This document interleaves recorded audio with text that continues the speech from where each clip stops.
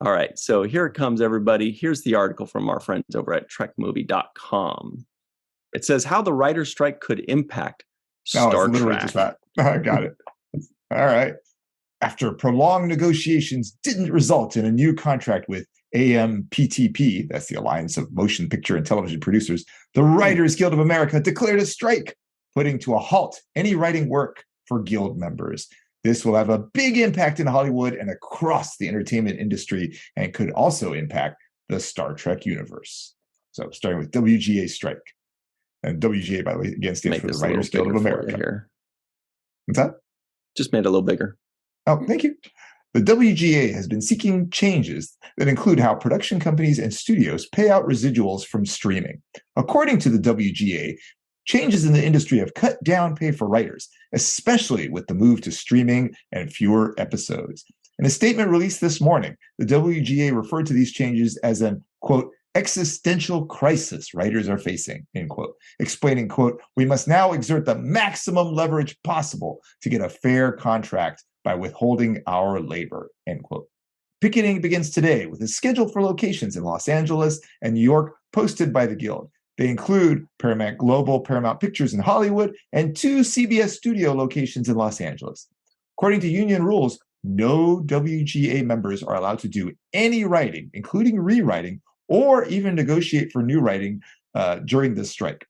Some productions will immediately shut down, such as late-night talk shows. However, other productions can continue until using completed scripts. While other entertainment unions are voicing their solidarity with the WGA, all current contracts contain no strike clauses, so no other unions will be joining them. The Teamsters Union has advised members they can honor picket lines, which is protected under contract. The last WGA strike ran for 14 weeks between November 2007 and February 2008. The J.J. Abrams 2009 Star Trek movie was filmed on the Paramount lot in Hollywood during that strike, even as the studio was being picketed.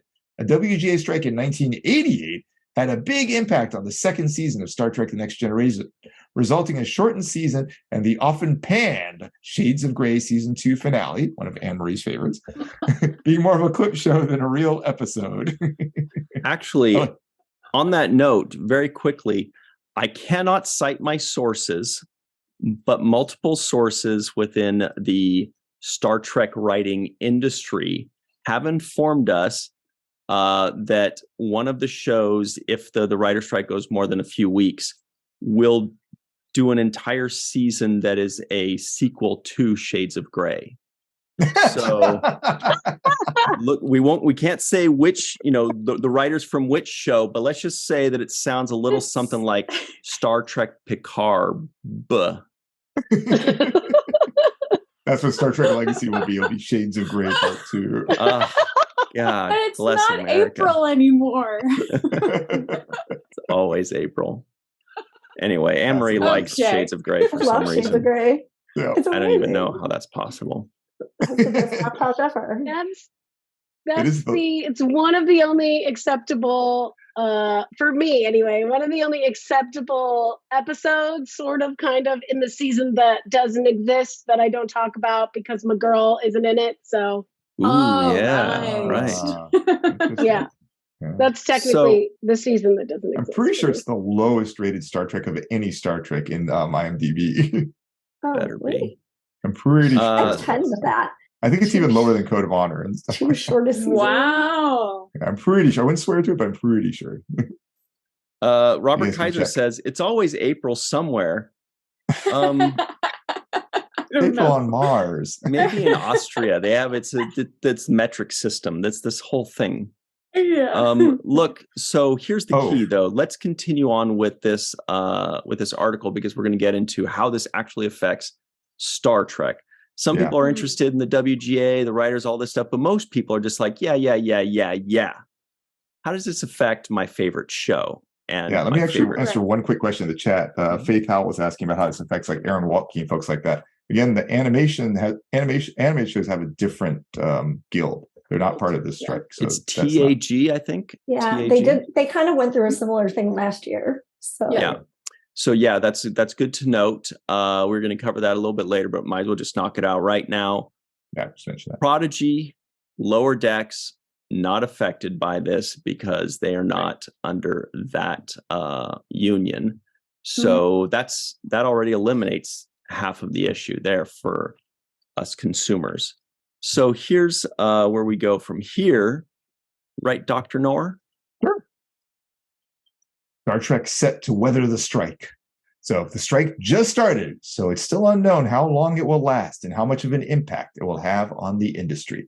This strike comes as no surprise to the studios, who have been planning around it and banking as many scripts as possible. While the 2023 slate of Star Trek shows expected on Paramount Plus won't be impacted, there could be an impact in the future, but it depends on the project. So, first subtitle, little to no impact on animated shows. The WGA contract only applies to live action and feature films, so there should be no impact on the 2 animated Star Trek shows that we were just discussing. Writing for season 2 of Prodigy was completed in 2022, and writing for the 5th season of Lower Decks appears to still be underway. But both animated Star Trek shows fall under the Animation Guild, there you go, Ryan, TAG, contract, which is still current. The 4th season of Lower Decks is already in post-production and is due this summer. Woohoo! The 2nd season of Prodigy will debut later this year with the first 10 episodes, the second batch of 10 likely arriving in 2024. Prodigy co-executive producer Aaron Waltke showed his solidarity with WGA writers while spelling out that Prodigy is covered under the TAG contract. So there's a tweet from him. Yeah, well, actually, let's just get that tweet straight from the horse's McMouth.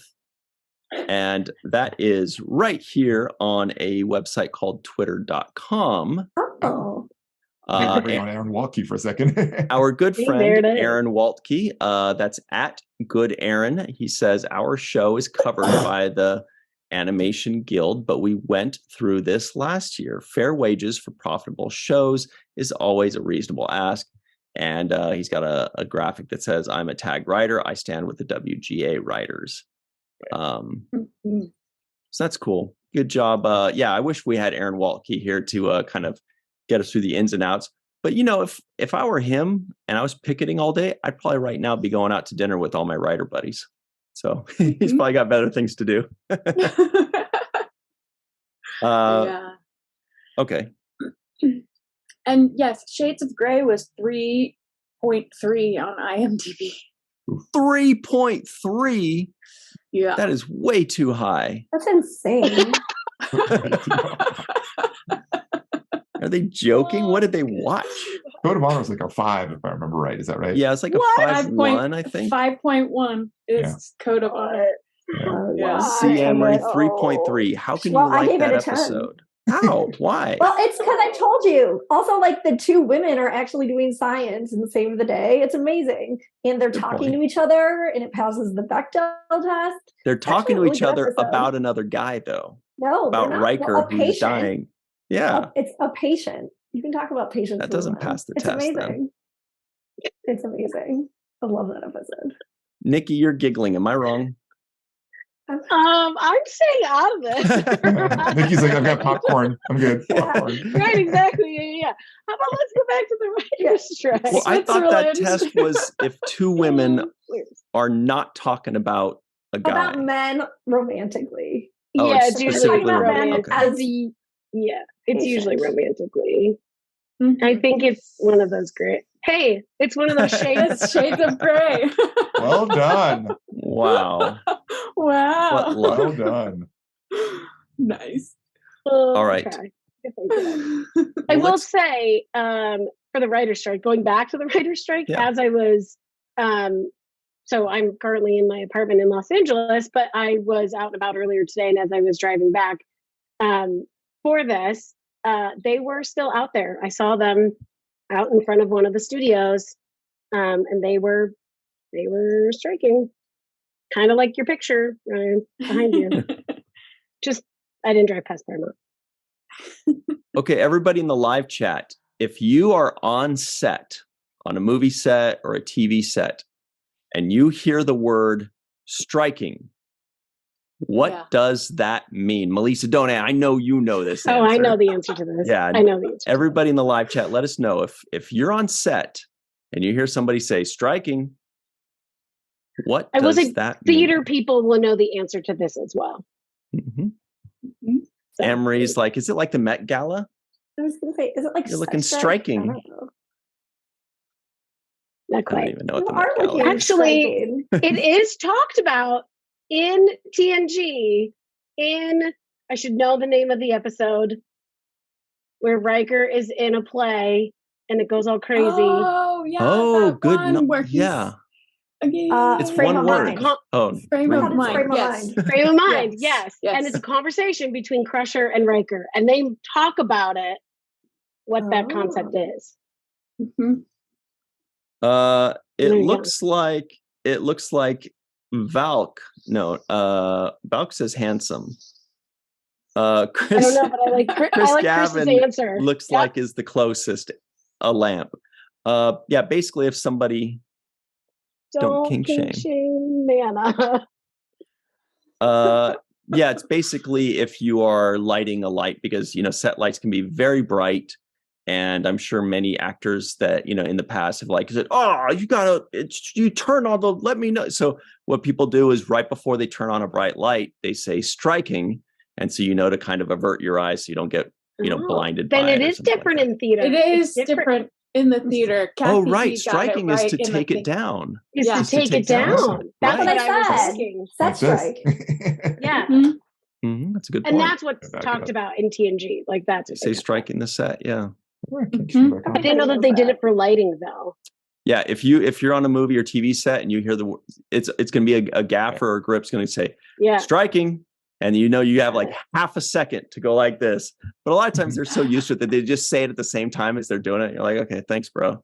That's a great question. If you ever interview anybody from Star Trek Picard, because that set was so dark that I wonder. They never heard that word. Oh my God, that's hilarious. Once. Didn't happen. There you go. If you ever interview anybody from the show, I'm super curious. That's hilarious. I love that. That is funny.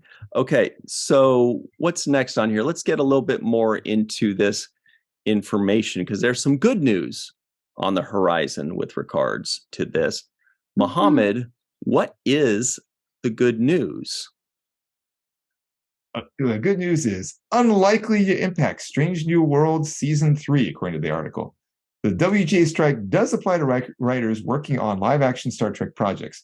Current active projects officially include the 2 series Strange New Worlds and Starfleet Academy and the Section 31 TV movie. As of today, no new writing for any of these shows can be done until a new contract is negotiated. A number of Star Trek writers have taken to social media to show their support for the strike and the WGA, like Strange New Worlds co-showrunner Henry Alonzo Myers. The strike will have no impact on the upcoming second season of Strange New Worlds, which wrapped up production last year and is set to debut on June 15th. The strike won't necessarily affect the recently announced third season of the show, expected to go into production this summer, as the writing began much earlier, and it's quite possible most, if not all, 10 scripts for the season have been completed. Strange New Worlds is produced in Canada, so there probably won't be any picketing at the studio. WGA members who are also producers can continue to work on shows in that capacity. Modern Star Trek shows often have writer-producers on set to work with the cast and crew, so that can continue, although they would not be able to make any changes to any scripts. If this on-set flexibility is important to Paramount, they could delay production until the strike ends. Even though they may be voicing solidarity with the WGA, members of the cast would be expected to work during a strike if Paramount chose to start production anyway. The Actors Union SAG-AFTRA advised members to, quote, continue to work, unquote, on projects that were in production during the strike. The union suggested members could walk the picket lines to show their solidarity during non-working hours. Strange New Worlds star Anson Mount showed his solidarity on social media, saying he stands with the WGA. Okay, there's way too much to unpack there. First and foremost, I think some of you in the live chat may have raised some eyebrows when we realized that Strange New Worlds is shot in Canada. Oh, how did they not know that? I knew that. No, but I mean, so how does that work if this is, we're talking about an American Writers Union? If this is shot in Canada, does that make it a Canadian production that is not affected by this? Apparently no, because these are still USA based productions. The writers, the producers, they're based in LA or wherever. So it's being shot in Canada, because then otherwise all of these shows that are shot in Toronto or in British Columbia, like Robbie Duncan McNeil's show, what is it, And he's Mohammed? always in Vancouver. Resident Alien. Yes, that's a great Ooh. show. Yeah. So I didn't hear what you said. I thought also that like Starsky and Hutch one. I don't know. Was that one there too? I don't know. Maybe. Or not, whatever. No, sorry, whatever that dog one is. oh, Turner What's and the name of Hooch. that? Turner and Turner Hooch. and Hooch. Aw. Their parent names. Yeah. Starsky and Hutch. I believe it was I don't know the difference. Hardcastle and McCormick was the one you were thinking of. Scarecrow and Mrs. King. Oh yeah. I love that show. My Nikki other is favorite regretting fandom this right now. No, I'm not. Actually, I was going to say my other favorite fandom, which is the X-Files, which you can see I have a belief yes. thing. Yeah. That was also filmed in Vancouver. So like same situation. And most of the time it's for people that don't understand production, it's almost like they're paying the country of Canada to use their production facilities, right? Mostly Rental. because it's more cost effective. I think it's actually cheaper. So all of like pre-production, writing, all that stuff is done here primarily, and then the actual filming is done in Canada. And I'm pretty sure there's rules where you have to have so many Canadian production people, right? That work on the set, and things like that. But that's kind of how that works, from my understanding. They're essentially renting out space to use renting from out space. Canada. Yeah. So the other part of what Mohammed so beautifully read for us, by the way, beautiful reading voice, Mohammed. Thank goodness for that. Okay. It's really interesting because in television, writers are also producers. In film, writers are basically treated like dog meat, right? And meat is a euphemism, because when somebody writes a film script, basically generally a studio, they buy it and they tell them to get the f- out of here, and that's it. You can visit the set for like 1 hour on one day. Nobody cares who you are. Nobody likes you. You're not welcome. But in television, it's an ongoing thing. You are a very important cog to this thing, because you are now writing the next episode and the next one and the next season and so on. And so writers are also producers when it comes to television. And when a writer in the writer's room is tasked with writing a specific episode, let's say Robert Hewitt Wolf is writing episode 7 of Deep Space Nine season 3, right? So they're all in the writer's room and they say, okay, Wolfie, you got episode 7 or whatever, right? Anne-Marie's smiling because she could totally hear Ira saying that. Ira, yeah. You got episode 7. Okay, so he's going to write that one. They've all contributed to it, but he's going to write that one. And then I don't know exactly the ins and outs of specifically Deep Space Nine, but the way shows generally work is that he's also going to be a producer of that episode. So he's going to be on set that day, that week when they're shooting it, or he's going to at least be on call. He's going to be the person that they call with questions or with changes. They're really, they've got their fingers in every little aspect of that particular episode a lot of times. So the question is, if these writers have a writer's strike and they've already written these episodes, but now they are producing them, now they're filming them, that writer is needed on set as a producer, right? So what they're saying here is that writer can still be on set as a producer to help this thing being shot, because right now they're just wearing their producer hat. They're not a writer, they're just a producer. Right. But there can't be any rewrites. So if there's an issue, if the director doesn't like something, if an actor says, what about if we change? They'll be like, sorry, I'm not changing anything and you can't change anything. So that can kind of tie your hands behind your back. I don't know how much they do rewrites. Yeah. Doesn't seem like they do it too often, but be a concern. Well, from this, so I've seen some of and these were for like TNG scripts, right? So I've seen some of the TNG scripts, and sometimes there are multiple drafts. Now, I don't know if that's all done prior to production or if like a good portion of it's before production and then some of it's during production. But like you said, and it probably depends on show to show to show as to how much input the actor has, how much input the director has, how much input somebody else has, one of the producers, anything, right? To be able to change something. So the fact that they can't change anything as the way it is right now, I think that ties a lot of people's hands behind their back. Like, It really does. As an actor, I think I would be frustrated because it's like, but I just want to like flip the line. So it sounds, you can't do that. You DLP, Lovey, DLP. Yep, that's it. Yeah. So it'll be interesting to see if they continue on with production. And then here's the question. I don't know if this is later in the article, but this is a question. So what about editing though? Like anything that's in post. So it's been filmed. What if you edit it and it's slightly different than the script of what was written? I think that's fine. I don't want to misspeak. That's what I'm like. I don't want to misspeak, but editors I don't are know almost either. kind of like writers in their own way. They kind of, editors almost rewrite an episode with the help of directors and producers and whomever, but they are not members of the WGA union. They're not beholden to any of that. So, do the TV writers get paid more since they have dual roles than movie writers? That's a good question. See, I don't know. They're such different animals. The answer is I don't know, but they're such different animals that, for example, if Steven Spielberg sells a movie, he's probably going to get a lot of money for it. So in that case, it would be way more. Now, some writers, they just get their film optioned, in which case they get like $5,000 to not sell it to anybody else for a year or something weird like that, right?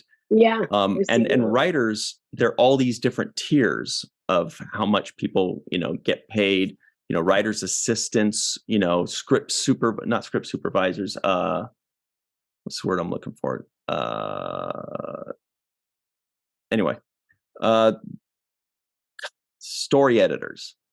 Story editors. That's another title. And then there's producer, co-producer. There's executive producer, co-executive producer, and those are all writers. They're usually like writer and co-executive producer, writer and whatever else. Producers have their own guild, right, as well, which is what they talked about in the article too, because that's who the Writers Guild is going up against.